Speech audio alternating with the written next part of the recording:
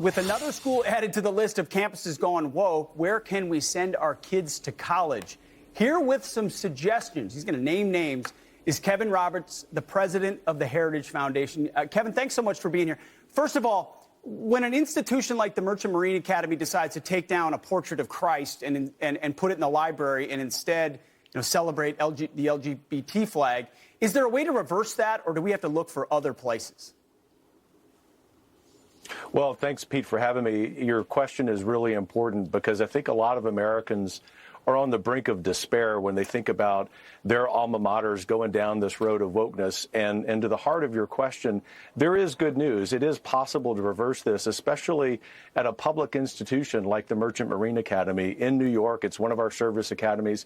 It is, however, under the Department of Transportation. Unfortunately, that department, as we all know, is led by the most incompetent member of Biden's cabinet, the Secretary of Wokeness, Pete Buttigieg, and he has a lot of political pressure on him right now because of his political incompetence. It's really important to get to the heart of the solution, that we put more political pressure on him for the wokeness at the Merchant Marine Academy. And I actually think that we ought to have a lot of optimism that we can reverse course there. Ultimately, though, this is such a widespread problem, as you know, we also have to be thinking about other institutions where our kids and grandkids need to attend. It's a great point about public institutions. If there are leaders in power who understand the problem, we have a responsibility to taxpayers to fix those public institutions where governors, frankly, at this moment do have that, and some are doing it. By the way, we have a statement from a Maritime Administration spokesperson. Here's the statement.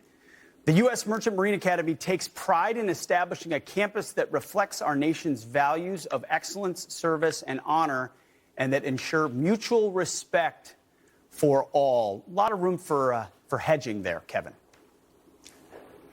Well, there sure is. And one of the things that we do at Heritage is coach fellow Americans into reading between the lines. And so when you see phrases like mutual respect for all or multiculturalism, those are gigantic red flags into which the Secretary of Transportation, the superintendent of that particular academy, have inserted the icons of the regime, the rainbow flag, and all the LGBTQ nonsense that obviously means we're no longer focused on excellence. We have put wokeness ahead of excellence. And that's precisely the kind of thing that we have to fight. Kevin, you're exactly right. All right, for all our dispirited viewers out there, myself included, you've built a list, a short list for now, hopefully it grows, of colleges and universities that Kevin Roberts, the head of Heritage, would recommend. What are they and why? I endorse all of these personally, and Heritage does too. Hillsdale College at the top of the list, the University of Dallas, Grove City College in Pennsylvania. There are many others. I would point everyone to the website of our friends at the American Council of Trustees and Alumni, which every year does a review of all of the campuses, all of the colleges in the country, and they rate them according to their teaching of civics, American history, and American values. And there are a couple dozen schools on that list, some that are pretty well known, like Baylor in Texas.